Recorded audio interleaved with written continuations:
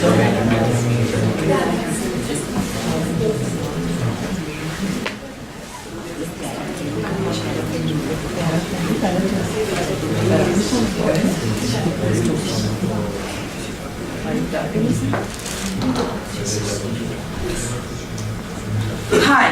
I'm Navonil, and today I'll be explaining to you about the Olympus Space Settlement, which was my first prize-winning entry into the NSS Space Settlement Design Contest. I'm in Year 7 at Tiffin School in the United Kingdom, and without further ado, let's proceed. So, first of all, you must be asking yourself, why space settlement at all? Well, I think the answer doesn't lie out there in the inky depths of the cosmos, but right here, on this small island of life that we inhabit. Look at it to start off with. It is completely exhausted. The resources that we take for granted now, to take but one example, oil and gas and fossil fuels, these resources are all dwindling, slowly but steadily. It's not only that. Global warming is now escaping the confines of our worst nightmares. And, most significantly, perhaps the final touch that will lead to our demise, there is a massive, surging population. This will lead to urban decay in coming years. Better to put funds into Olympus, surely, than to, as most leaders would say, put it into social resources, which would damage the environment even more and ravage it beyond repair. We need to look to space, and to do that, we need Olympus. It's a settlement that's not too big and too much of a leap, but nor is it too small. And there it is. As you can see, I've gone with the traditional tourist design because it provides maximum habitability.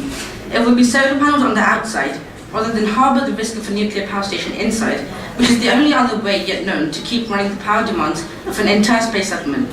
There will be various interconnecting spokes for transportation and a smaller research laboratories capsule beneath the main torus in order to carry out observations using a gamma ray observatory and also to carry out research on microgravitational life. So here are the main useful features of Olympus. Firstly, there are biomes. These are self-contained environments with vegetation, wildlife, and LED lighting to mimic the sun on Earth, apart from in the jungle biome, where there will be natural sunlight due to the high concentration of photosynthesizing plants. There was also a strong emphasis on electronics on board Olympus. This is threefold. Firstly, there is the Oracle system, which is a form of rapid transportation that manifests itself in three forms. Firstly, there is the Oracle 1, which is a form of personal transport using conventional fuel. The rest of the two, which are the Oracle 2 and 3, travel from the main torus to the smaller research torus and circumnavigate the main torus respectively. Both of these later two will be electronically powered in order to reduce pollution. The other two parts of the electronics project are the AEA project, which ensures a local intranet, and the E4 unit, which is a general purpose robotics unit on board Olympus. And finally, the whole thing is very like Earth. Now this is important because Olympus, being the first of its kind, will need to provide a safe haven for residents in which they feel comfortable and safe.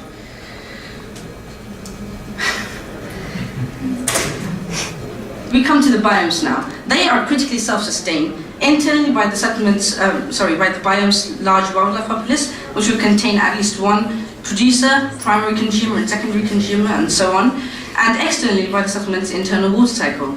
There will also be environmental simulation, as I mentioned with LEDs, but also with thermostats, which will produce biome-specific temperatures. The plants will be cultivated using hydroponics, in specific with NFT, which is short for nutrient film technique, a variant of hydroponics which circulates a mixture of the necessary minerals that the plant needs, such as nitrates, dissolved in water and through a root mat in which the plant sits so that it can absorb the nutrients. These are the four biomes on board Olympus: the mountain and river biome, the jungle biome, the desert biome, and the ocean biome. And this is the settlement in the water cycle. This is pretty much like a conventional water cycle, except that there are two key things. Firstly, vacuums take out air pressure at high altitudes to maintain a lower atmospheric pressure, which is what happens on Earth, and thermostats ensure lower temperatures, which is also replicating Earth so that clouds can form, and the water vapor can condense into water droplets to form clouds. Sorry, no, that's a mistake.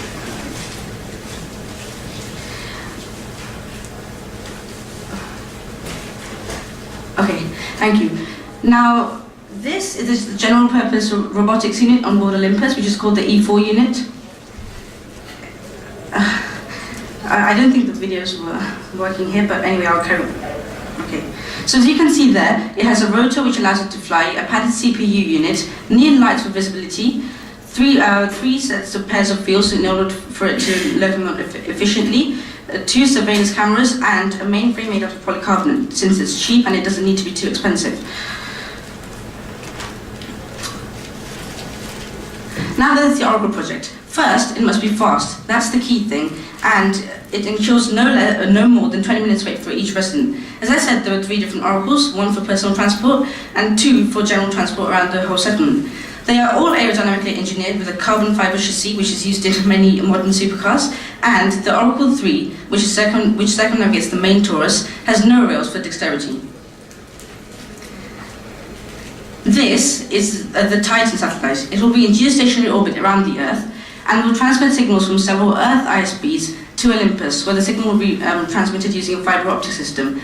This will enable residents to access internet sites like you would do on Earth.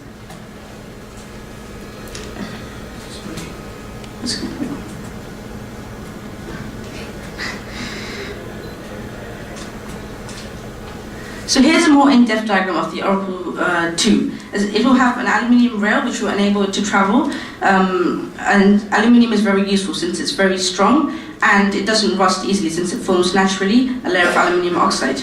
The mainframe will be made out of titanium and carbon fiber, which are 2 very light and non-dense materials, and this will travel to and from the research torus and the main torus.